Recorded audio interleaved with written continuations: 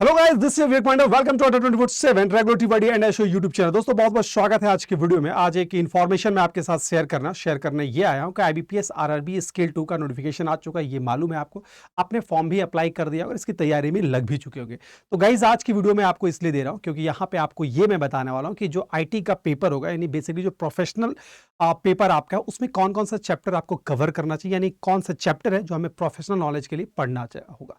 तो आज की वीडियो इसी पर है। तो मैं आपको बता दूं, छोटा सा अगर मैं बात करता हूं यहाँ पे, बहुत ज्यादा एक्सटेंड नहीं करूंगा, टू द पॉइंट में बातें करूंगा। आपको ये मालूम है कि अगर मैं बात करता हूं एग्जाम के पैटर्न के बारे में, तो ये मेरा एग्जाम का पैटर्न है। Reasoning, quantity aptitude, financial awareness, English या Hindi, computer knowledge and that आपका प्रोफेशनल नॉलेज। तो आज जो डिस्कशन होने वाला है ये इस पार्ट पे मैं चर्चा करने वाला हूं। प्रोफेशनल नॉलेज यानी 40 क्वेश्चन, ये 40 मार्क्स का जो पेपर हमारा होने वाला है, वो कौन कौन सा चैप्टर है जो हमें वहां पे कवर करना चाहिए। बाकी सबके बारे में आपको मालूम है और सबकी क्लासेस भी ऑनवर्ड हमारी हो चुकी है। ये वाला पार्ट है जिसके बारे में आज की वीडियो में आपको मैं बताने वाला हूं, ठीक है।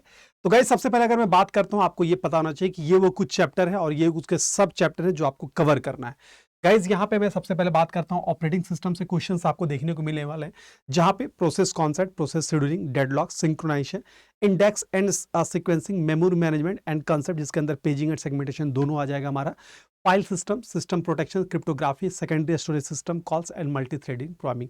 कहने का मतलब है ऑपरेटिंग सिस्टम का जो बेसिक फंडामेंटल है, जैसे file management, schedule management, memory management, इन सब कामों के लिए जो जो भी एल्गोरिदम इस्तेमाल किया था, जैसे कि शेड्यूलिंग एल्गोरिदम में हमारा एफसीएफएस आ जाता है, एसजेएफ आ जाता है, उससे रिलेटेड क्वेश्चंस हैं जो आपको एग्जाम में देखने को मिल रहा है। यानी कि एप्लीकेशंस पे बेस्ड क्वेश्चन है वो आपको देखने को मिलने वाले हैं ऑन द ऑपरेटिंग सिस्टम। दूसरा अगर मैं बात करता हूँ DBMS, most scoring section in the examination, आपका दो, अगर मैं बात करता हूँ यार, दो पॉइंट होता है, एक डीबीएमएस का और दूसरा नेटवर्किंग का। ये दो ऐसा पार्ट है जो आपका मेजोरिटी ऑफ क्वेश्चन है यहाँ पे आपको कवर कर रहा है। तो गाइस डीबीएमएस में आपको बेसिक फोकस करना है। डीबीएमएस में अगर मैं बात करूँ, क्वेश्चन अगर सबसे ज्यादा चैप्टर्स तो आपको यहाँ पे दिख ही रहा है, लेकिन क्वेश्चन आपको जो फोकस करना है, एसक्यूएल पे क्वेश्चन फोकस करना होगा आपको। ज्वाइनिंग से क्वेश्चन देखने को मिला, नॉर्मलाइजेशन से जो पिछले बार भी क्वेश्चन देखने को मिला है, और यहाँ पे कुछ आपको ट्रांजैक्शन सिस्टम से भी क्वेश्चंस देखने को मिलेगा। तो बेसिकली जो जो टॉप चैप्टर हम लोग यहाँ पे करने वाले हैं, वो मेरा डेटाबेस मॉडल, जिसके अंदर नेटवर्क मॉडल क्या होता है, रिलेशनल मॉडल क्या होता है, हिरारिकल मॉडल क्या होता है, और यहाँ पे हमारा बेसिक डेटाबेस मॉडल क्या होता है, ट्रेडिशनल डेटाबेस मॉडल क्या होता है, इन सारे के बारे में चर्चा होगा। उसके बाद हम लोग यहाँ पे नॉर्मलाइजेशंस के बारे में, ट्रांजैक्शन ऑलरेडी मैंने आपको बता दिया। फिर ईआर मॉडल से भी क्वेश्चंस आपको देखने को मिला, पिछले बार भी आया था, खासकर शेप से क्वेश्चंस आया था कि कौन सा शेप है जो किसको रिप्रेजेंट करता है, जैसे कि वीक एंटिटी को कौन सा सिंबल से रिप्रेजेंट किया था। ऐसे सवाल हैं जो एग्जाम में देखने को मिले थे।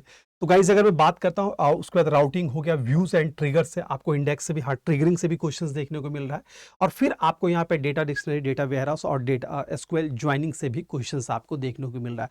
और यहाँ पे जो है आपको एसक्यूएल क्वेरी, एक दो क्वेश्चन है एसक्यूएल क्वेरी से भी आपको देखने को मिलेगा। गाइस अगर स्केल 2 के बारे में बात करो एग्जाम में, तो आप अगर इसको ऐसे समझ सकते हो कि आपको एप्लीकेशंस वाइज क्वेश्चन आना चाहिए। दैट मींस कि नॉर्मलाइजेशन क्या है और उसके एप्लीकेशंस क्या होते हैं। अगर ये कॉन्सेप्ट आपका क्लियर है, मैंने एक एग्जांपल दिया, तो आप इस एग्जाम के सवाल को सॉल्व कर पाएंगे। तो अगर एप्लीकेशन हमें समझना है तो पहले से पहले उस टर्मिनोलॉजी को समझना पड़ेगा कि नॉर्मलाइजेशन क्या है, क्यों इसको बनाया गया, अगर उसके टाइप्स कितने होते हैं, फिर उसका यूज किस किस टाइप में हुआ है, उसमें कौन कौन सा प्रॉब्लम है वो रिजॉल्व किया गया। अगर ये सारे इंफॉर्मेशन आपके पास है तो इस सेगमेंट के क्वेश्चन को आप सॉल्व कर पाओगे। तीसरा अगर मैं बात करता हूं गाइज, वहां पर डेटा कम्युनिकेशन नेटवर्किंग में, डेटा कम्युनिकेशन नेटवर्किंग है जो अनदर स्कोरिंग पार्ट है आफ्टर द डीबीएमएस। यहाँ पे आपको OSI model and protocols, types of network devices models, error detection and correction, TCP IP, three way connection, transmission media, IP addressing, CSMS CD shorting, IEEE standard, DNS, network switching, firewall और network security. Guys data communication networking में आपको ये मालूम होना चाहिए कि OSI ISO के इर्द गिर्द ही सब कुछ घूम रहा है।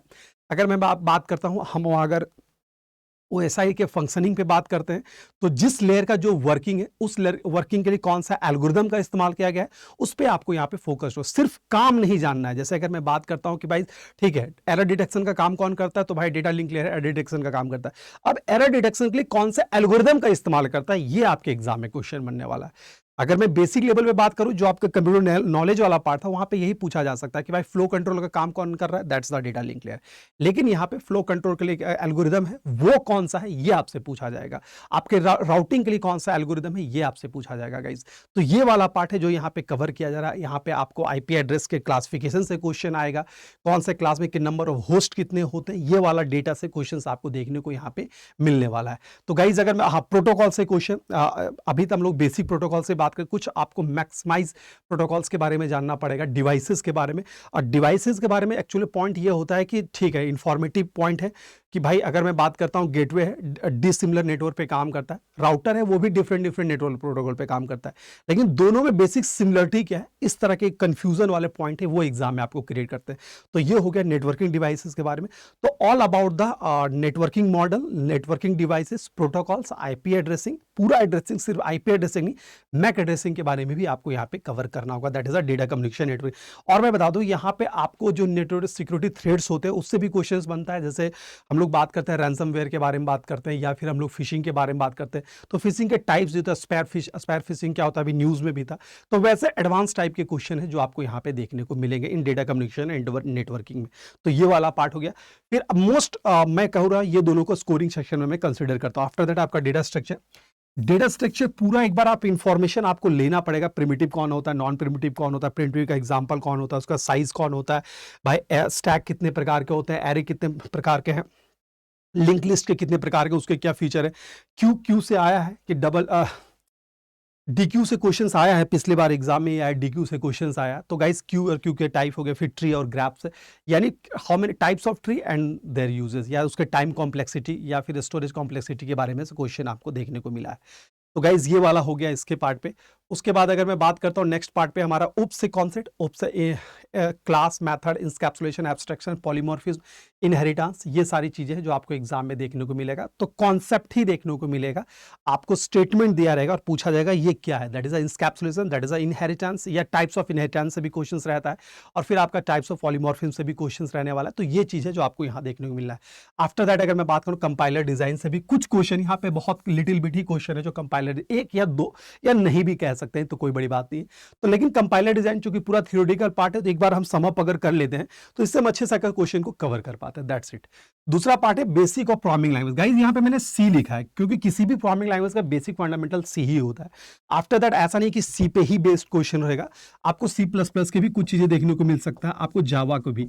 लेकिन प्रोग्रामिंग लैंग्वेज वाला पार्ट जो है बहुत मतलब वास्ट नहीं है। जैसे अगर मैं बात करता हूँ सेबी स्केल 2 में क्या होता है, एक पेपर ही होता है जो कोडिंग पे होता है, लेकिन यहाँ पे कि वो 40 क्वेश्चन में 3 से 4 क्वेश्चन ऐसे होंगे जो कोडिंग पे होंगे, और बेसिकली वो डेटा टाइप से ही बेस्ड क्वेश्चंस रहते हैं वहां पे, या फिर थोड़े लिटिल बिट आउटपुट से क्वेश्चन रहते हैं। ठीक है, एक आपको प्रॉब्लम्स दिया गया, इसका आउटपुट क्या हो सकता है, या ये प्रॉब्लम में किस सेगमेंट में एरर है, ये क्वेश्चन कोडिंग से बनता है कि भाई ये 3rd लाइन में एरर है या 4th लाइन में एरर है, तो वो वाला पार्ट है। तो अगर आपके पास एक बेसिक कॉन्सेप्ट है प्रोग्रामिंग लैंग्वेज का, तो आप इसके सवाल को सॉल्व कर सकते हैं। इन दैट केस अगर आपका ये पार्ट वीक है तो ठीक है भाई, वी कैन स्किप द, बाकी पार्ट तो स्ट्रॉन्ग कर लो। मैंने कट ऑफ भी आपको बताया था कि कितने कम कट ऑफ जा रहे हैं, तो इसकी स्ट्रैटेजी भी हम लोग डिस्कस कर पाए। इससे पहले वाली वीडियो में मैंने आपको बताया भी है कि कैसे इसको अच्छे स्मार्टली हम प्रिपेयर कर पाएंगे।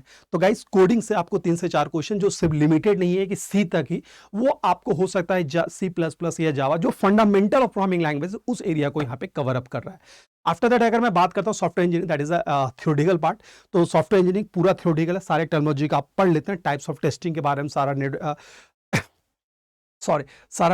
सॉफ्टवेयर मॉडल्स के बारे में पढ़ लेते हैं। तो ये अगर आप पूरा कवर कर ले तो इससे क्वेश्चंस आप वहां पे मतलब सम अप कर पाओगे। आफ्टर दैट मैं बात करता हूँ वेब टेक्नोलॉजी से भी, जहां पे HTML के क्वेश्चन, HTML से भी टाइप ऑफ टैगिंग से क्वेश्चंस आया हुआ है और इस बार भी आपको देखने को मिलने वाला है। तो आप जितने भी वेब टेक्नोलॉजी, आपको थोड़ा बहुत जावास्क्रिप्ट का भी कॉन्सेप्ट होना चाहिए, थोड़ा थोड़ा आपको CSS का भी कॉन्सेप्ट होना चाहिए, HTML का थोड़ा ज्यादा होना चाहिए कंपैरेटिवली ये दोनों का।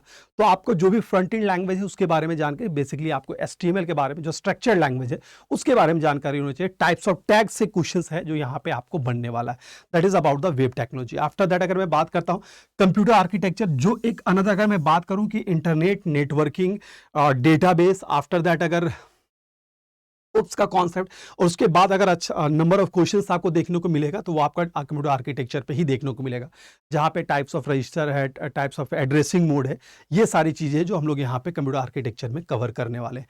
तो ये पार्ट भी आपको यहाँ पे करना है, और ये वाला सेगमेंट है जो, यानी कि आप रजिस्टर के टाइप्स हो गए, एड्रेसिंग मोड हो गया, इसी में हम कवर कर देते हैं।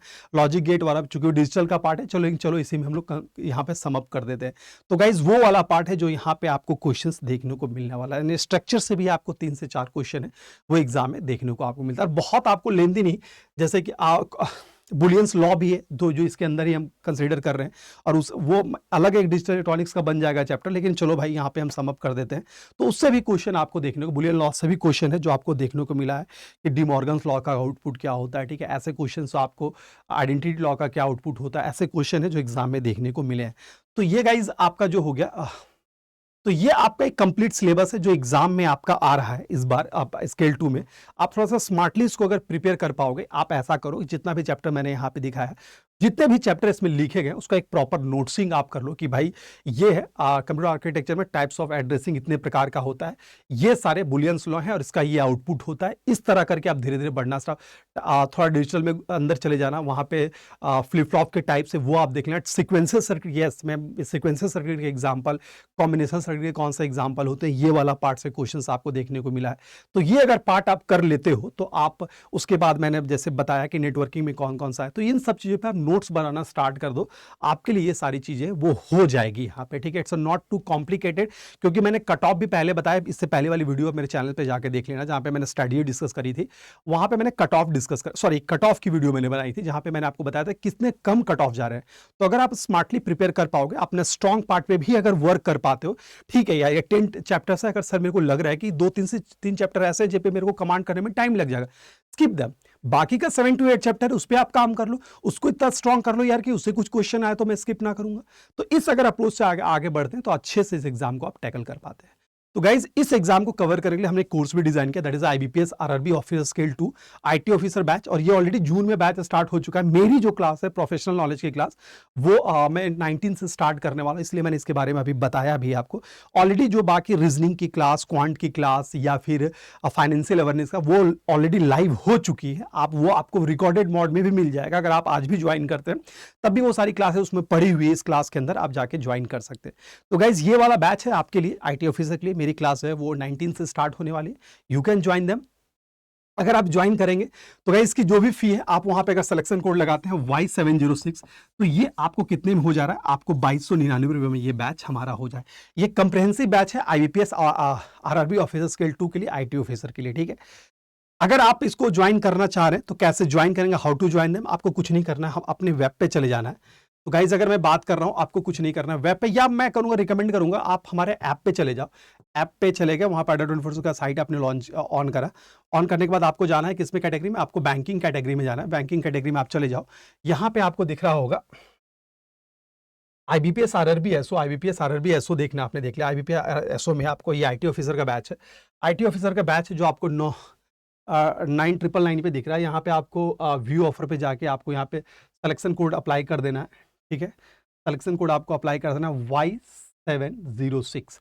गाइस जैसे Y706 ये अप्लाई करोगे, ये 2299 जो ऑलरेडी मैंने आपको बताया वैलिडिटी 9 मंथ का ये बैच है, यानी एग्जाम तक तो ये हो ही जाएगा। और अभी पंजाब एंड सिंध बैंक के भी आईटी ऑफिसर की वैकेंसी आई, तो वो भी इसका कवर हो जाएगा। तो दोनों आपको अप्लाई करना चाहिए और इस कोर्स के माध्यम से उसको आप कवर कर सकते हो। तो गाइज अगर आप आईटी ऑफिसर की एलिजिबिलिटी को फुलफिल करते हैं तो you have to apply this vacancy and बस लग जाओ यार इसमें, ठीक है। तो चलिए गाइस, मैं उम्मीद करता हूं कि जो इन्फॉर्मेशन मैं आपको देने की कोशिश कर रहा था वो आप तक चल गया होगा। जस्ट अश्योर कि when we enrolling the batches, जब आप इनरोल कर रहेंगे आपको यहाँ पे डिस्काउंट जो ये 2200 मिल रहा है तब मिल रहा है जब वहाँ पे Y706 हम रेफरल कोड का इस्तेमाल कर रहे हैं, ठीक है। तो गाइज अभी के लिए इतना ही रखते हैं, फिर मिलता है अगले वीडियो में कुछ नई इन्फॉर्मेशन के साथ। तब तक के लिए good luck, goodbye, wish you all the best दोस्तों, टेक केयर।